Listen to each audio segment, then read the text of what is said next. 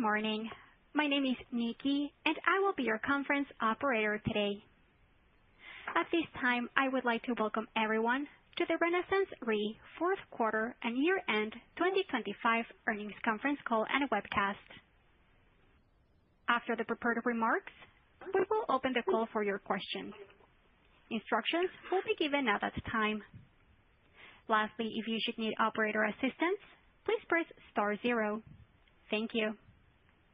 I will now turn the call over to Keith McHugh, Senior Vice President of Finance and Investor Relations. Please go ahead. Thank you, Nikki. Good morning and welcome to RenaissanceRe's fourth quarter and year-end 2025 earnings conference call. Joining me today to discuss our results are Kevin O'Donnell, President and Chief Executive Officer, Bob Qutub, Executive Vice President and Chief Financial Officer, and David Marra, Executive Vice President and Group Chief Underwriting Officer. To begin, some housekeeping matters. Our discussion today will include forward-looking statements, including new and updated expectations for our business and results of operations. It's important to note that actual results may differ materially from the expectations shared today. Additional information regarding the factors shaping these outcomes can be found in our SEC filings and in our earnings release. During today's call, we will also present non-GAAP financial measures. Reconciliations to GAAP metrics and other information concerning non-GAAP measures may be found in our earnings release and financial supplement, which are available on our website at renre.com. And now, I'd like to turn the call over to Kevin. Kevin? Thanks, Keith. Good morning, everyone, and thank you for joining today's call. The company we have built is fundamentally different from what it was just a few years ago. We are larger and significantly more diversified, geographically, by line of business, and by source of income, with much larger contributions from investments and fees. I begin with this context because this time last year, few would have predicted the strong financial performance we delivered in 2025. Our industry faced multiple headwinds, including the California wildfires, a softening reinsurance market, and lower interest rates. In the face of these headwinds, our larger size and greater diversification allowed us to deliver strong financial results. Bob will, of course, walk through the financials, but first I would like to highlight some of the most notable achievements. Operating income was $1.9 billion. Operating ROE was 18%, and tangible book value per share plus accumulated dividends, our primary metric, grew by 30%. This is the third year in a row where we have grown this metric by over 25%. As a result, over the last 3 years, we have more than doubled tangible book value per share. Capital management was also notable. We repurchased $650 million of our shares during the fourth quarter, 13% of our shares over the course of 2025, and 17% of our shares since the first quarter of 2024, when we began repurchasing post-Validus. I am pleased to report that we have now repurchased more shares than we issued in connection with the Validus acquisition. The cumulative return on our shares since then, a little over 2 years ago, has been around 30%. This demonstrates our ability to raise capital when we have an attractive opportunity, reward investors by returning capital as we realize its benefits, and execute transactions with minimal long-term dilution. Bob will speak to you in greater depth regarding our financial results, but overall, I am proud of our performance. Moving now to address strategic results in 2025. Strategically, if 2024 was about retaining the Validus portfolio and successfully integrating the company, 2025 was about maintaining our underwriting book and optimizing our larger and more dispersed operations. We undertook a number of internal initiatives to improve efficiency and effectiveness and better manage our increased scale. We are upgrading our underwriting system to be more customer-centric and enhancing the architecture to be more efficiently organized to benefit from the growing influence of artificial intelligence. Moving now to some remarks on our casualty and specialty segment. Aggregate underwriting profits on the portfolio have been almost $500 million over the last 5 years without the impact of purchase accounting. As we have discussed, however, earnings from this business emanate from 3 separate income streams: underwriting, fees, and investments. It's harder to see the full benefit of casualty because fees are offset in our NCI and investments are not split by segment. This year alone, casualty specialty contributed about 1/3 of our operating income across our 3 drivers of profit. The goal of any line of business is to grow tangible book value per share over time. In casualty, there's a trade-off between underwriting results and investment results. Typically, when one is high, the other is lower, and vice versa. Over a 10-year cycle, this balance of profit shifts back and forth, but nevertheless contributes to growth in tangible book value per share. Currently, the balance within the specialty portfolio is heavily skewed toward investment returns. As a result, the market has tolerated rising technical ratios. This reduces underwriting margins available to compensate for inherent volatility. My belief is that technical ratios will fall, but it's difficult to predict when. For now, we will continue to monitor this class closely and make appropriate adjustments. That said, while margins are tight, investment and fee income from casualty are currently a substantial driver of book value growth. So we are not recognizing much underwriting profit today, which we think is the right approach in the current environment, and are still making a strong overall return. I want to briefly touch on the January 1 renewal and our outlook for 2026. David will address this in more detail. Property cat rates for us were down low-teen percentages. We found some opportunities to grow, which should keep top-line premium in property cat down only mid-single digits, excluding the impact of reinstatement premiums. Terms and conditions mostly held solid, including retentions. As I previously mentioned, we are a larger and more diversified company. 2 drivers of these changes occurred in 2023: the step change in property cat and our acquisition of Validus. So I think a comparison of our present opportunity set to the pre-2023 period is constructive. To begin, rates in property cat remain attractive and well above return levels realized in the years before 2023. Equally important, most of the structural changes made in 2023 are still in place. As a result, our reinsurance portfolio in 2026 is still one of our best. A few other favorable comparisons to 2022.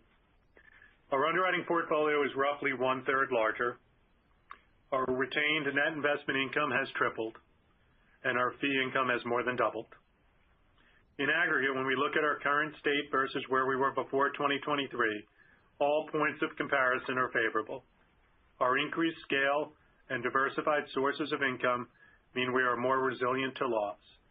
This gives us great confidence in our reinsurance portfolio and our continued ability to deliver consistent, superior returns to our shareholders. I'd like to finish my comments with a discussion about how we plan to continue growing tangible book value per share this year at an attractive pace by employing a similar strategy to last year. This strategy was something I discussed last quarter and was composed of the following factors. First, to maintain or grow our property business.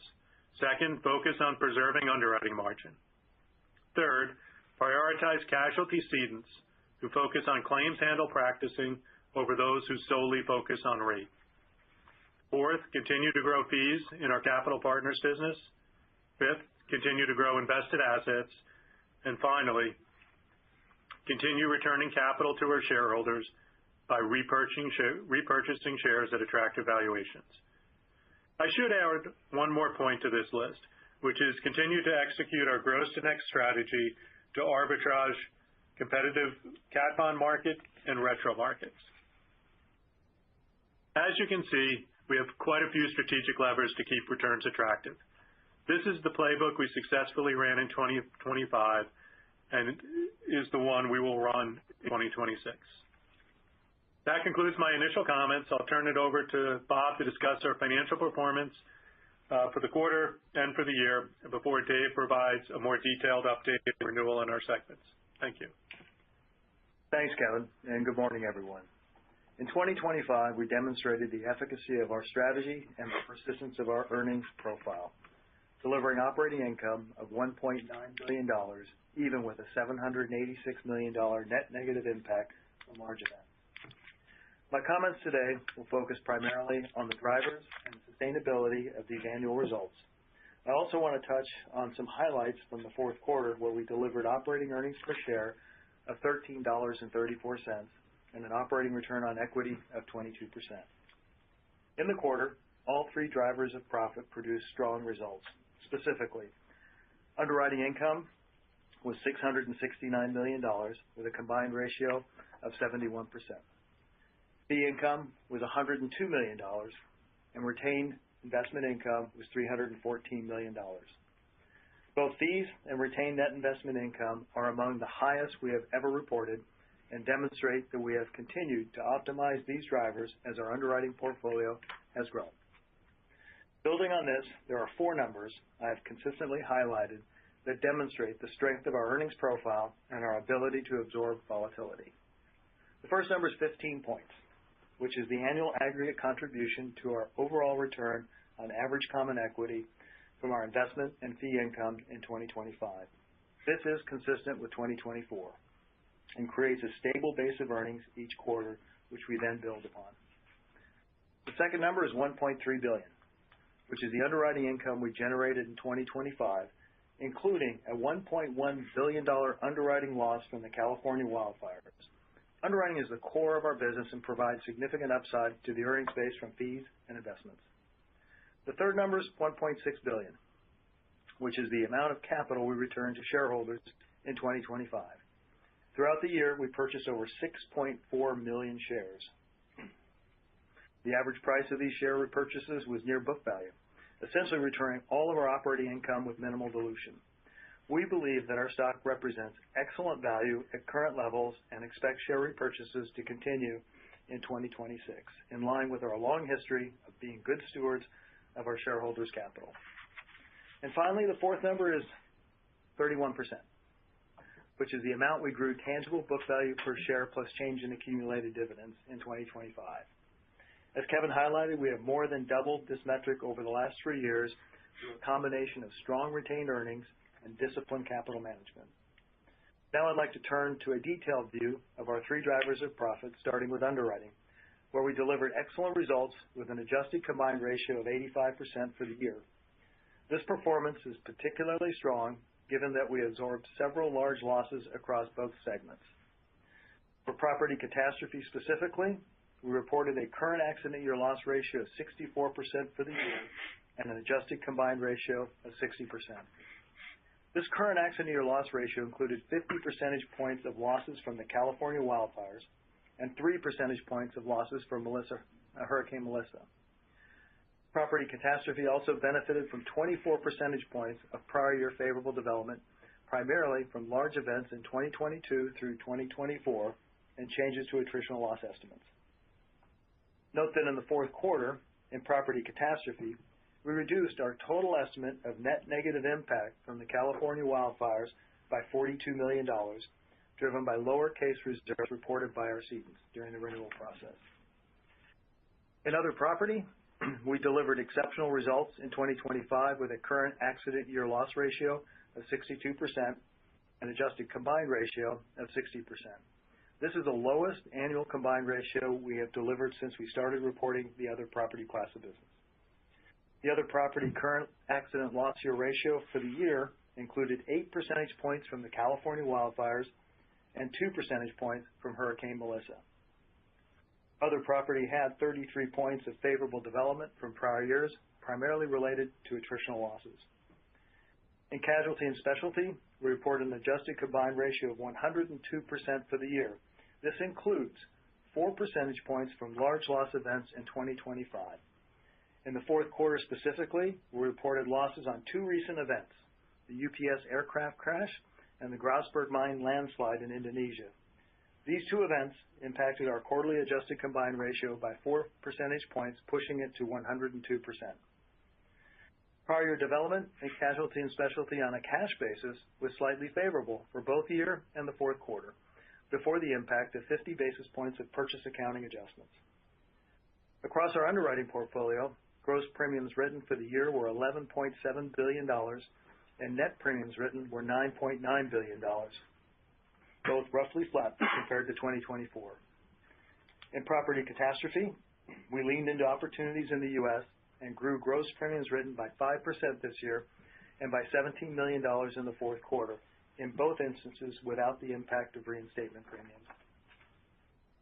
Gross premiums written in other property declined by 11% in the year. We have been holding exposure flat in this class while managing a declining rate environment. This book continues to produce strong results. In casualty and specialty, gross premiums written in 2005 were roughly flat compared to last year.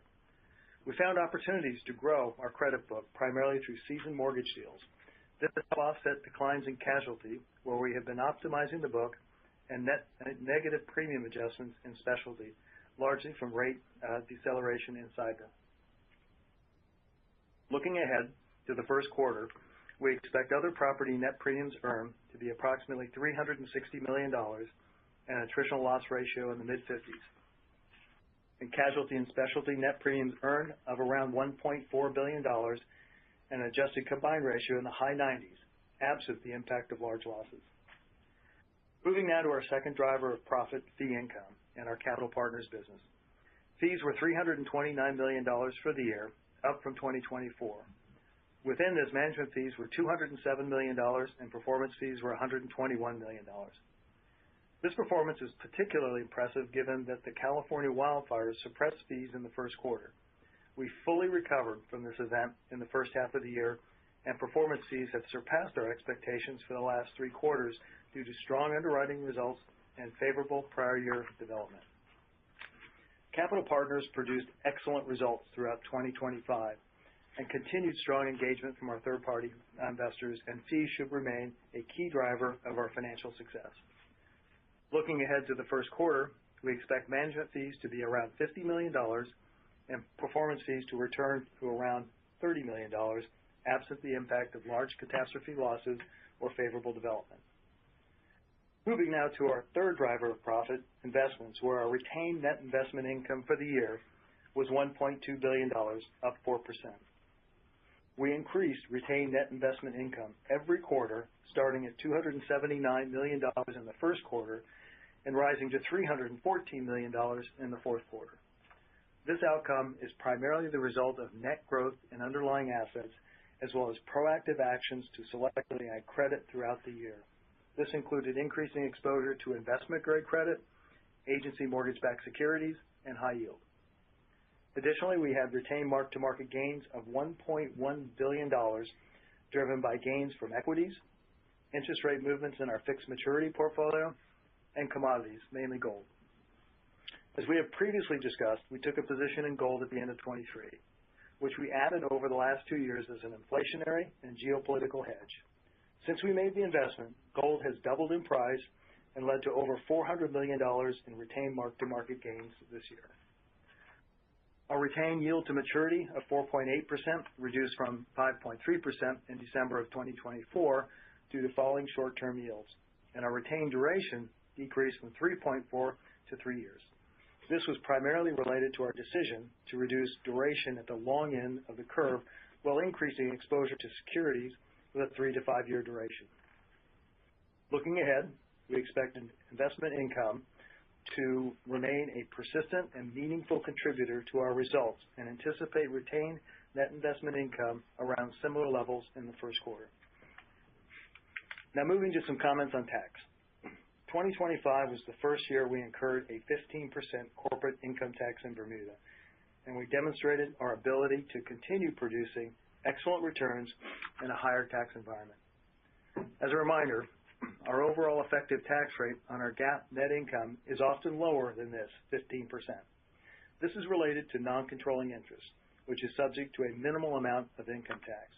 You'll see this in the rate reconciliation, our 10-K, when it's filed. In the fourth quarter, the Bermuda government introduced substance-based tax credits designed to encourage investment in Bermuda. There are two main components of the credit: compensation-related and expense-related. The credits will be phased over time, scaling from 50% of the benefit in 2025, increasing to 100% in 2027. We have a significant presence on the island, and the credits provide a positive tailwind to our results, acting as an offset to certain operating and corporate expenses. Due to the timing of the legislation, we recognize all the 2025 credits in the fourth quarter. They were applied at the phase-in rate of 50%, and you can see the benefit to our expense ratios. Specifically, the credits reduced our annual operating expense ratio by about 60 basis points and our annual corporate expenses by about 15%. Starting in 2026, we will recognize the credits on a quarterly basis at 75% of their value and then their full value in 2027. We also recognized about $70 million in cash benefit from our Bermuda deferred tax asset in 2025. This is in addition to the tax credits I outlined above. Next, moving to expenses, where our operating expense ratio for the year was 4.7%, down slightly from last year. This reduction is largely driven by the substance-based tax credits I just discussed, and partially offset by continued investment in our business and the year-end bonus accruals. Looking ahead, we expect our operating expense ratio to average between 5% and 5.5% as we continue to invest in the business. In conclusion, we delivered strong results in the fourth quarter and throughout 2025, driven by meaningful contributions from all three drivers of profit and disciplined capital management. As we look forward, our three drivers are positioned to produce similarly strong results in 2026 for the benefit of our shareholders. And with that, I'll turn the call over to David. Thanks, Bob, and good morning, everyone. As Kevin and Bob both explained, we have maintained profitability throughout a wide range of market conditions because of the diversification across our three drivers of profit. Strong underwriting underpins the stability of our earnings because each of our three drivers of profit are ultimately fueled by our portfolio.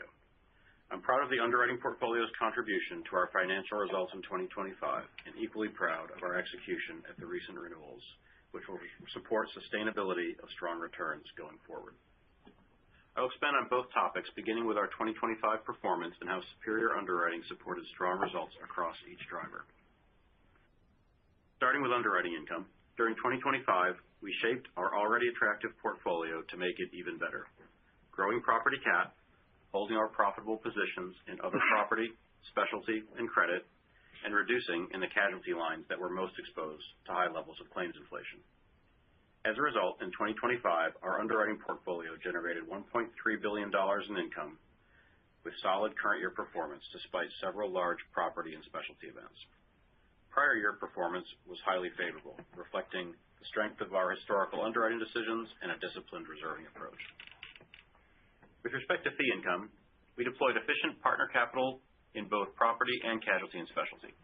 This enabled us to trade broadly across programs with large capacity, while also resulting in $329 million of fee income for the year. With respect to investment income, our underwriting portfolio has generated a $22 billion diversified pool of reserves. These reserves are our primary source of float, which gives us meaningful investment leverage and results in substantial, sustainable net investment income for our shareholders. Both segments contributed significantly to our overall return on equity through these three drivers of profit. Property contributed primarily to underwriting and fee income, and casualty and specialty contributed primarily to investment and fee income. This was by design, and as our results demonstrate, it was a highly profitable way to construct our portfolio in this market. Moving on to the January 1, 2026 renewal.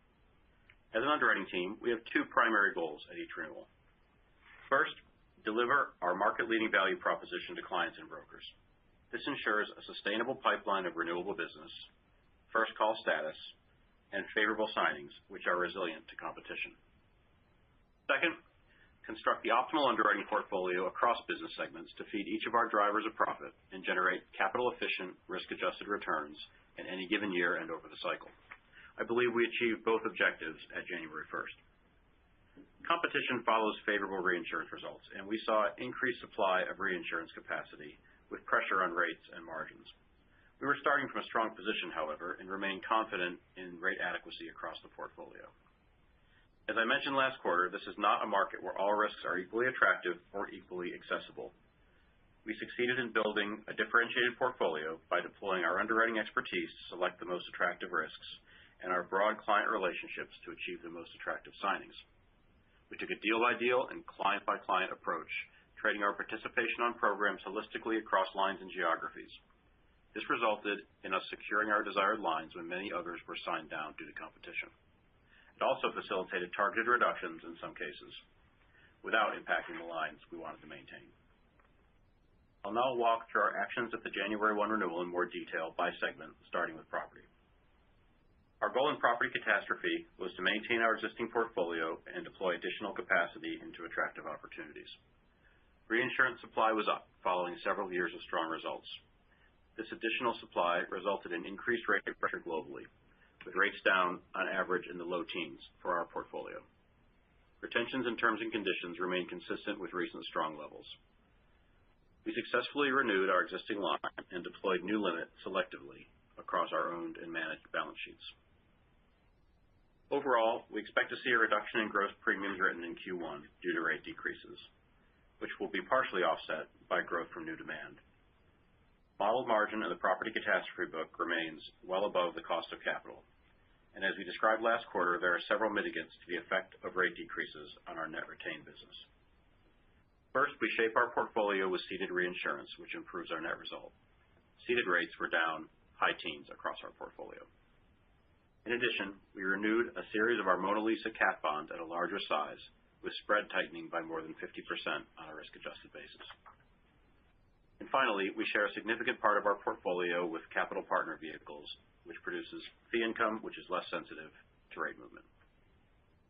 This strategy has resulted in an average underwriting margin of over 50% over the last 3 years, and we remain confident in our ability to continue producing strong returns in our property cat book. In other property, our goal was to optimize the book to reduce peak exposure and maintain attractive margins. Following several years of profitable results and favorable claims trends, we are experiencing rate pressure. Terms and conditions, such as deductibles and policy supplements, remain strong. At the January 1st renewal, we maintained our positions across other property, but reduced exposure in areas with the most rate pressure and managed net profitability through improved ceded purchases. Shifting now to our casualty and specialty book. In casualty, we aimed to fine-tune our positions to continue to manage exposure to areas most at risk of continued loss inflation. After reducing exposure significantly in 2025, our approach at the January 1 renewal was lighter touch. We trimmed back on programs where we saw below-average results while continuing to benefit from rate increases across the book. Over the last 18 months, clients have been keeping up with trend in general liability by increasing rates. Many clients are further differentiating themselves through investments in claims handling. These improvements will take time to be reflected in results, but we like the progress that is being made. We measure the success of our casualty business over a 10-year period and believe we have made the right underwriting decisions for this point in the cycle. Maintaining our casualty positions on the best panels gives us options to benefit from improved underwriting margins as the market strengthens, while still allowing us to earn a strong return from the float in the interim. For every dollar of casualty business we write, we benefit from more than 20 cents of investment income. This is the best way to construct our portfolio in this market and makes our casualty portfolio highly accretive to book value over both the short and long term. And finally, in specialty and credit, our goal was to hold our positions in profitable lines and shift the balance towards the highest margin classes. In specialty, we have a strong leadership position across lines, and we're successful in achieving positive differential terms on several placements.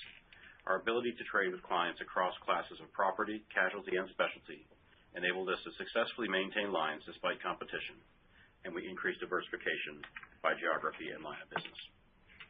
In credit, at this renewal, we maintained our shares on profitable business and selectively grew into opportunities across the portfolio. We expect profitability to remain strong.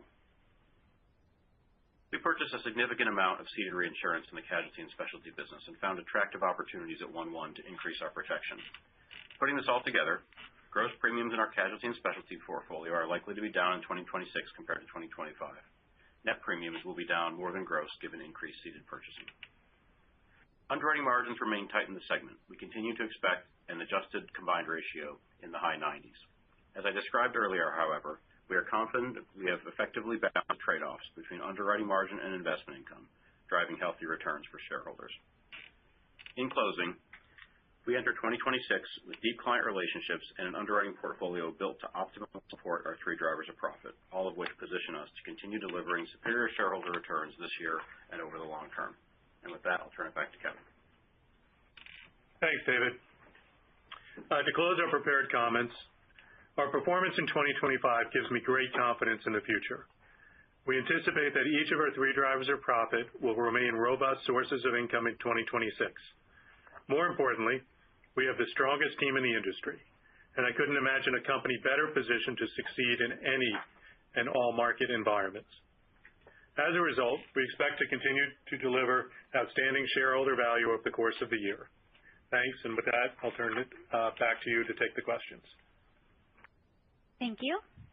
At this time, if you would like to ask a question, please press star one on your telephone keypad. If you wish to remove yourself from the queue, you may do so by pressing star two. We remind you to please unmute your line when introduced, and if possible, pick up your handset for optimal sound quality. In the interest of time, we ask that you please limit yourself to one question and one follow-up. We will now take our first question from Elyse Greenspan with Wells Fargo. Please go ahead. Your line is open. Hi, thanks. Good morning. My first question is on property cat. You guys said that you expected, I think, premiums to be down mid-single digits, right? Because, due to some changes, right, that's obviously better than the price decline you saw. I just want to confirm, is that's a view for all of 26? And then if that is the case, I guess, what are you assuming within that guide happens for pricing during the other renewal seasons of the year? Thanks, Elyse. Yeah, that is our expectation for the year. If you look at the supply-demand dynamics at 1/1, we expect them to persist. So we anticipate that there'll be continued rate reductions going into the mid-year renewals. That said, if we look at, I think there's a lot of focus on rate change. If we look at rate adequacy, it's a bit of a different story. There's very strong rate adequacy in the mid-year renewals. A lot of those are U.S.-focused, and many were affected by the wildfires. So we go into that renewal at the same risk-adjusted reduction. So if top-line reductions are a little less, I think the rating environment, or a little bit more, excuse me, the robustness of the rate adequacy should serve to produce results similar to what we got at 1/1. Thanks. And then I guess my second question, I guess, is just, I guess, a number question for Bob. You got it to an expense ratio, I think, in the range of 5 to 5.5, right? I think it was 4.7 in 25. Is that including the benefit of the Bermuda tax credits, which I know, go up, right? You'll see, the 75% in 26, because I know you said your investments in the business, or is it before or after it? I just want to make sure I'm understanding the numbers correctly. That would be after. Yeah, that would be after giving effect to all things that we understand in 2026 that we'll be investing in and other dynamics. But again, I'll point out it's still an incredibly low expense ratio.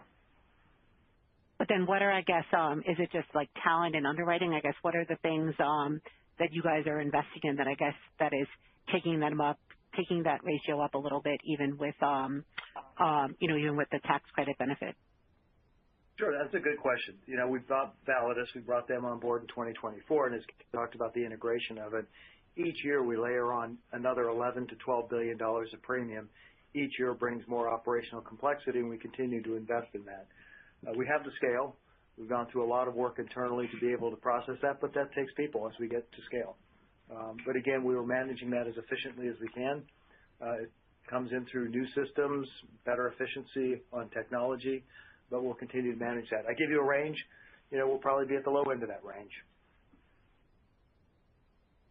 Thank you. Thank you. Our next question comes from Josh Shanker with Bank of America. Please go ahead. Your line is open. Yeah, I'm going to ask two questions. I'm going to start with the oddball because it's so interesting. Let's talk about gold. Can you talk about how that appears on your balance sheet, whether the $400 million gain is in the book value? And two, let's just say the political situation on planet Earth doesn't change. Do you care whether gold is $5,000 an ounce or $10,000 an ounce? You're going to hold it until political circumstances change? I'll take the second part of your question first, then Bob can answer the accounting question. We looked at, we put the gold position on in 23, as we looked at the world and saw, different risks emerging, and we think about the enterprise risk that we have to manage, and we thought it was a good hedge against the underwriting portfolio and a good hedge against some of the interest rate risk in the investment portfolio. It continues to serve as a hedge in the portfolio. So whether it's at $4,000 or $5,000, it's something that we're constantly looking at, but we don't have a price target to say that it's an investment and we're exiting at this point. We continue to monitor it actively against the enterprise risk we're managing. Josh, on the second question, it represents, because these are futures contracts, it's the unrealized gain on the mark-to-market. We have a modest margin up against it, and it doesn't really draw a lot of capital. Okay. And then on the question of capital, there's a lot of companies give us PMLs and things, and RenaissanceRe does not. It's part of the secret sauce. But can you talk about, in any way that we can think, how much more aggregate you want to put to work in property risk in 2026, or whether it's going to be a similar year to 2025 and the money you make basically can be returned to shareholders? Yeah. We normally talk more about this at the next call, but our plan as we put together the pro forma for where we're going to structure the business, on a net basis, I would say we'll probably hold risk relatively flat for the hurricane, Southeast hurricane, which is still our dominant peak. That could change if we see more opportunities or, better than expected pricing going into the summer renewals. But at this point, I would say our risk will be on a net basis relatively stable as far as our plan at this point, but that could change. Perfect answers. Thank you. Thank you. Our next question comes from Yaron Kinar with Mizuho. Please go ahead. Your line is open. Thank you. Good morning. Just want to go back to the property cat market. Given the declines that we saw in rates in 1/1 renewals, and I think there's some expectation of further declines in 4/1, 6/1, how are you thinking of expected returns and rate adequacy in that book in 2026? And how are you looking to deploy capacity into that market? What areas would be more or less interesting compared to 25? Yeah. Hi, this is David. I can take that one. I think, first of all, like we said, we did see pressure, but we were starting from a very good spot. So rate adequacy is still strong. I can break that down a little bit more for you. And the low teens that we saw in the overall cat book, that is a bit separate. The U.S. cat book that renews in Q1 at 1/1 is about a third of the U.S. cat book. That was down about 10%. Whereas the international and globals portfolio was down about 15%. So part of what we're faced with is not all risks are the same. Both of those risks are attractive in their own ways. But rating level is still high. We also see really strong terms and conditions consistent with the last 3 years. So it's not as much about how will we react to rate decreases. We have a strong level of adequacy, access to all the business, and a lot of options to construct a portfolio. We do see growing demand on the U.S. side. There was some at 1/1, and we expect more in Q2, so that will present opportunities. But our approach is to select the best opportunities, make sure we get the best signings, and construct an attractive portfolio. Okay. And then my second question, on recent calls, we've heard brokers talk a lot about the large opportunity for data centers in the insurance market. And I'd imagine that while a lot of that would fall into the reinsurance market, as underwriters, in an attempt to be prudent, would look to manage their exposures. I guess I'd be curious to hear how you, as a reinsurer that has both a traditional balance sheet and a large JV business, how you think about that opportunity and how you'd go about managing that risk. Yeah, this is David again. I'll continue to take that. So first of all, data centers are something that we currently reinsure. What's the new opportunity is the fact that there are more mega projects which do require reinsurance capacity or third-party capacity. So it is early stages of a positive opportunity, and we're working with our clients and brokers to understand the risk as well as we can and how we deploy capacity. Our focus first is to get the underwriting and pricing right and get terms and conditions and coverage, and also get the aggregation right. So we're well along the path there. And we think it'll continue to be an opportunity as it grows as a market. Thank you. Thank you. We will move next with Meyer Shields with KBW. Please go ahead. Your line is open. Thanks so much. So I'm inferring from the high 90s expected combined ratio in casualty and specialty that you're not anticipating much of a change in reserve philosophy for casualty lines. And I'm wondering if you look at the older accident years that are close to being settled, I was hoping you could talk about how reserves for those accident years have played out where conservative reserving is just less relevant. Yeah, I think, overall, I think we're trying to be as transparent as we can on, kind of the casualty specialty segment and specifically GL. The book, the casualty specialty looks great. We've had favorable development last year, but, the overall reserve pool for casualty specialty, I think of it as, the old story of a duck. It's relatively stable on top, but there's a lot of pieces moving around down below. It's moving by year and it's moving by line of business. And we continue to be extremely cautious in thinking about how to reflect, and particularly in GL, the increased pricing that's coming through, where pricing actuaries are putting it through on the pricing, but from a reserving perspective, we're being cautious and continuing to not reflect that at this point. So from the overall portfolio, it's behaving well.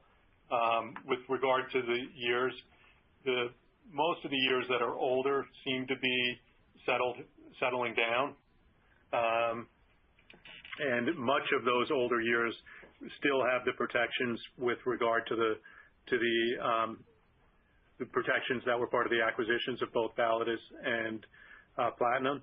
So they're less relevant for us than they are for some others. Okay, that makes perfect sense. And so going in a slightly different direction, one of the, chatter points for the 1/1 renewals was the increased inclusion of riot and civil commotion coverage. I was hoping you could talk about whether your exposure to that specific risk is materially different than in 2025. Yeah, hi, Mary. This is David. There's no real change in our exposure there. It's a peril which is covered in a very specific way with tight terms and conditions. So while the risk is in there at the levels we attach at, the retentions keep us insulated from a lot of attritional loss, and there's really no change into 2026. All right. Fantastic. Thank you so much. Thank you. We will move next with Mike Zaremski with BMO. Please go ahead. Your line is open. Hey, thanks. Bob, back to the tax credits and all the tax legislation. I think clear about 26, the expense ratio net of the credits. I guess we'll just have to see how the tax credits go up in 27. So I guess we'll have to decide if we want to also kind of respend some of the credits as an investment. Unless you want to comment. And the DTA, is there clarity on how that's going to play out, or is there going to be a write down? I know it was a benefit this quarter. Thanks. That's a good question. I'll tackle them both. The DTA, I'll start with that one. That's a legislation here by Bermuda, so it's a matter of law. We used it this year to defer our tax liability, and we fully intend to use it in 2026 to defer the liability.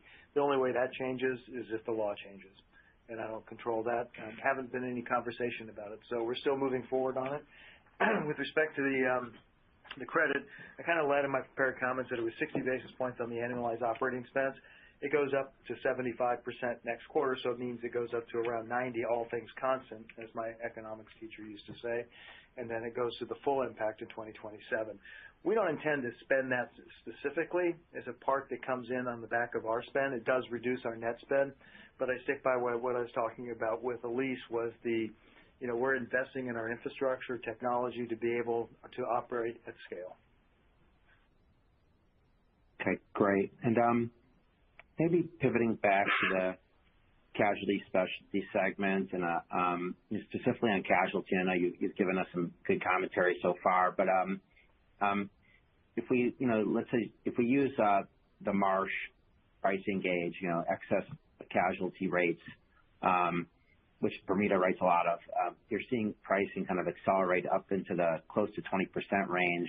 I know Ren has taken, you guys have taken a lot of, positive reserving actions to put in conservatism. But curious, is there something brewing for the industry that is causing rate to accelerate so much in excess casualty? Thanks. Hey, this is David. So you're right to point out that the excess casualty, the high layers that are written by the Bermuda insurance market, some of which are our clients, although we service the global casualty portfolio, that is accelerating more than the lower layers. And that's just the effect of what the market's been doing for the last 18 months or so, where casualty rates for all excess casualty has accelerated as a response to accelerating loss trend. At the higher layers, it's the market is taking more rate than at the lower and the mid layers, but that's what's going on there. There's nothing unique about those layers. What we're seeing overall is it's not just the rate acceleration, but it's also the investment in the claims handling. That helps all open claims, not just the new underwriting years. So really encouraged by the signs, but it's going to take time for that to come through the numbers. Thanks. Thank you. Our next question comes from Ryan Tunis with Cantor Fitzgerald. Please go ahead. Your line is open. Hey, thanks. Good afternoon. First question, just looking at the trajectory of fee income, in particular management fee income.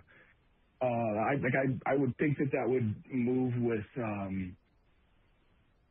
the growth in the partner capital, but that was down in 2025, and it sounds like Bob's guidance was for that to kind of be flat in 26. Could you just kind of walk us through, I guess, why we're not seeing growth on that line? Brian, specifically, my guidance was the first quarter. Was it $50 million? First quarter. Based on what we have. Right. Yeah. So but that's down from the fourth quarter. It's around the same. There was a lot of noise in 2025, but the guidance that I was trying to give you was it's $50 million in the first quarter. And you're right. If we grow the assets significantly, the fees will follow. Performance fees are a different measure based on the volatility that can happen in the earnings stream in each of the JVs. If it's helpful, the joint ventures are all, none of them are smaller going into 26 than where they were in 25, and we haven't changed the fee structure on our on any of the vehicles that we're managing. So just as a starting point, there'll be ups and downs as new capital comes on board, or there'll be changes in the existing capital, but it's relatively stable from last year to this year. Helpful. I'm going to follow up probably for David and Bob, but just on the other property side, curious, at 1/1, what you're seeing from a demand perspective. Clearly, a lot of cedents have had really strong accident years in 24, 25. Are you seeing them buy down, or what are the trends there? And then I guess separately, just given the competitive environment in property, I was a little bit surprised that the other property the margin guidance is still for mid-50s. I guess just walk me through your confidence in that. Hey, Ryan, this is David. I'll start with your question on retentions and terms and conditions. So your terms and conditions across other property and cat remain strong, and a big piece of that is retention. So the other property cat exposed structures or risks have had a step change after 2022. Those remain at strong levels. There's competition on price, and we're able to move around that portfolio to make sure that we're getting the best return on the risk that we put out. But we're really comfortable with the way the terms and conditions have held strong there. And on the cat side also, clients elected generally not to buy down their retentions as they save money on their cat towers. They didn't spend it on cover below.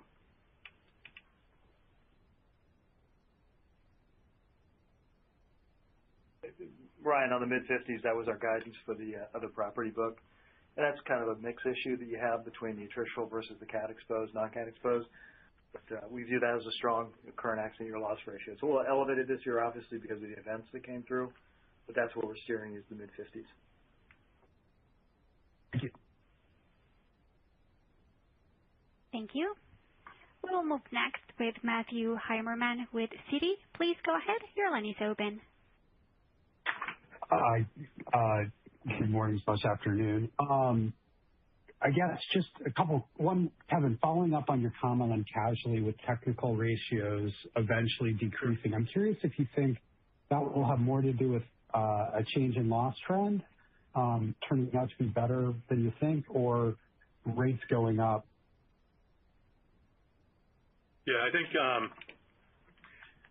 right now our pricing actuaries are reflecting the benefit of the price change. So if all works out well, I would hope our reserving will ratios trend to the pricing ratios.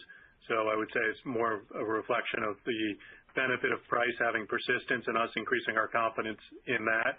I would love to say that I see the trend decreasing over time. I think if we'll certainly monitor that. Any change in trend will reflect over time, whether it's going up or going down. But I would say more likely price. Okay.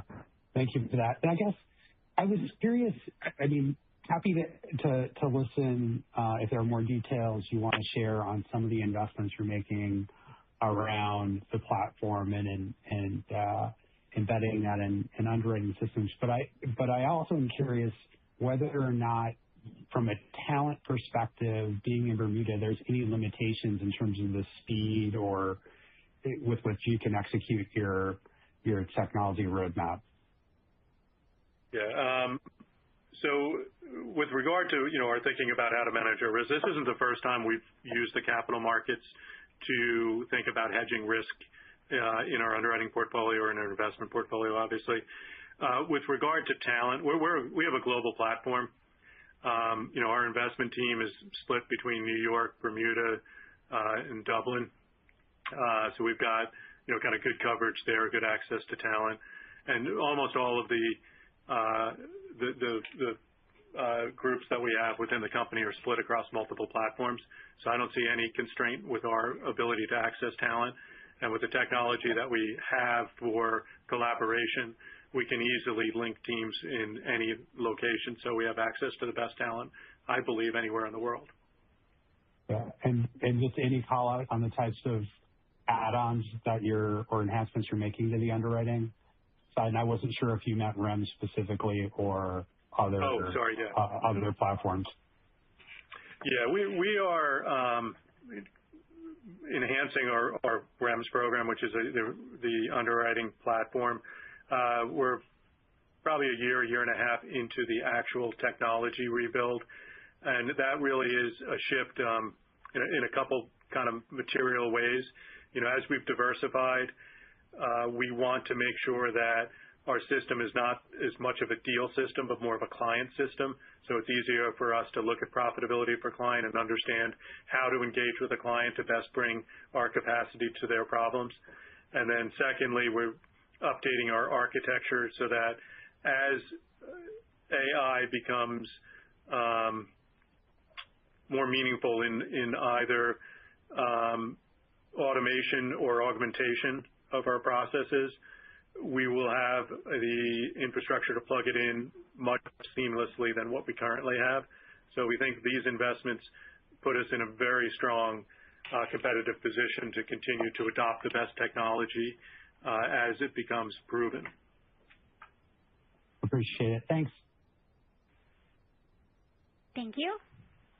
Our next question comes from Dean Criscitiello with Wolfe Research. Please go ahead. Your line is open. Hi. I was hoping if you could talk about how ceding commissions in your casualty book trended during January 1 renewals. Yeah, absolutely. So ceding commissions in casualty were pretty flat overall.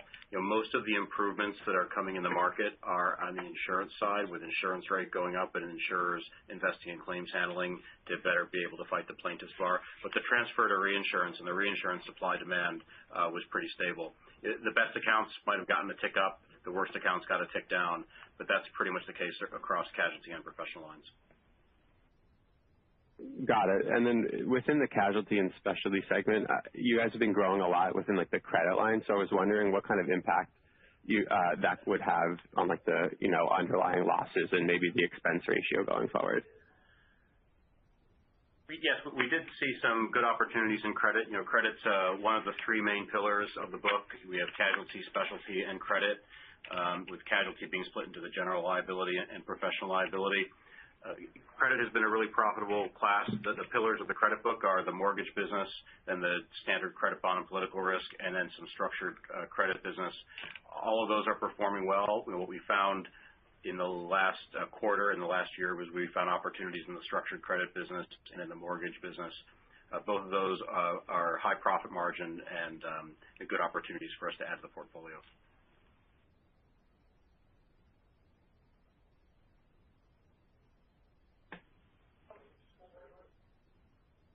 Thank you.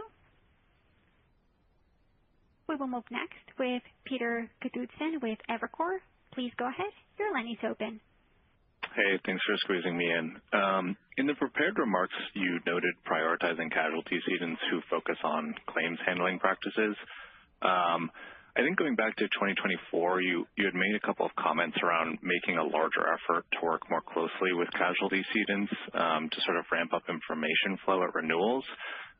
So now at 1/1/26, can you maybe talk a little bit about how this renewal period was different and how it's evolved in that regard, if at all? Would you say there's a material difference in what's being collected now versus 1/1/23 before you guys were calling that out, for example?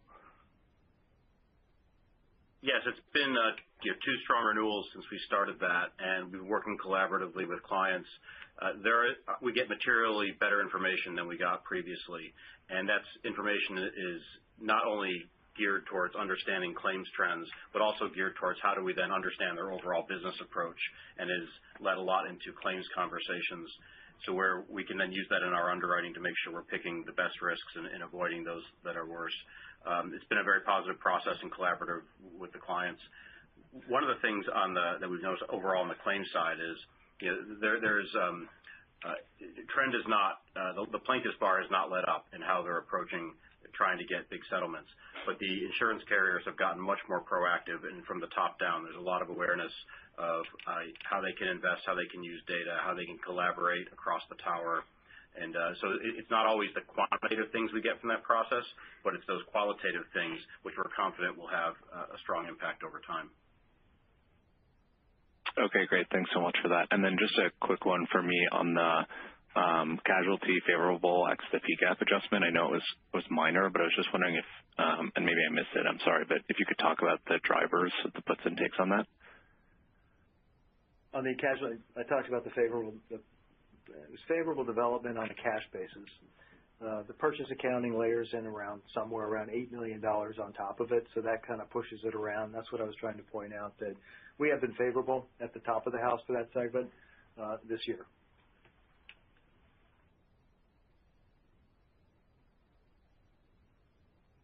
Thank you. We will move next with Rob Cox with Goldman Sachs. Please go ahead. Hey, thanks. Hey, I just wanted to follow up on the artificial intelligence technology discussion from earlier. I think a lot of the programs that we hear in insurance, there's an automation efficiency component that often results in lower employee costs. And the reinsurance businesses tend to have lower employee costs and non-compensation operating costs relative to other insurance businesses. So I'm just hoping for some color on how that dynamic informs your plans to use AI and how we should be thinking about potential benefits. Yeah, I think your observation is consistent with ours. I'd say from the top of the house, many companies are looking at, trying to measure ROI. The way to measure that is with automation and efficiency. And then I think a lot of the improvements, certainly of what we're seeing in how we're thinking about our processes and our analysis, augmentation coming from the bottom up. So our focus really is becoming a stronger, better underwriter. If we become, and those two commingle at a point where if we, like in one example, we have some work that we've done with AI in some of our investment analysis where we're taking what I'll make the numbers up, 10 hours of analysis and doing it in one. Well, that allows for better judgment to be applied to stronger data. So one could argue that, yeah, we've increased efficiency, but it really is to augment our decision-making process. So I would say I don't anticipate that AI is going to materially improve us as a company through efficiency and automation as much as it will over time through augmentation of our judgment. Okay, that's very helpful. And I just wanted to follow up on property cat pricing. You guys laid out the supply-demand dynamic that's out there right now. I'm curious if we model forward sort of a normal year of weather or catastrophe losses in 2026. How would you expect property cat pricing to change, next year in 1/1 renewals in 2027? I realize that's pretty far out there, but curious your thoughts. Yeah, I would, markets tend to move in curves. So if it's going one direction, I think our planning will be that the direction will continue, but it's way too early for us to think about building our 27 pro forma. Our portfolios have been constructed with our best judgment and reflect where we'll think we'll be on October 1st, so sort of the heat of wind season. Where it goes from there, I think there's a lot of things that can shift. Interest rates can change, geopolitical situations can change materially, and then certainly losses can change. So I think of it as in curves, so it's going a direction. I generally think it'll continue, but it's not something that we have a strong view on at this point. Thank you. Thank you. And I will now turn the floor back over to Kevin O'Donnell for X. So we're proud of the performance we achieved in 25 and eagerly working to build the best portfolio and maximize returns in 2026. I want to thank you for your attention and your questions today. Thank you. This concludes the RenaissanceRe fourth quarter and full and year-end 2025 earnings call and webcast. Please disconnect your line at this time and have a wonderful day.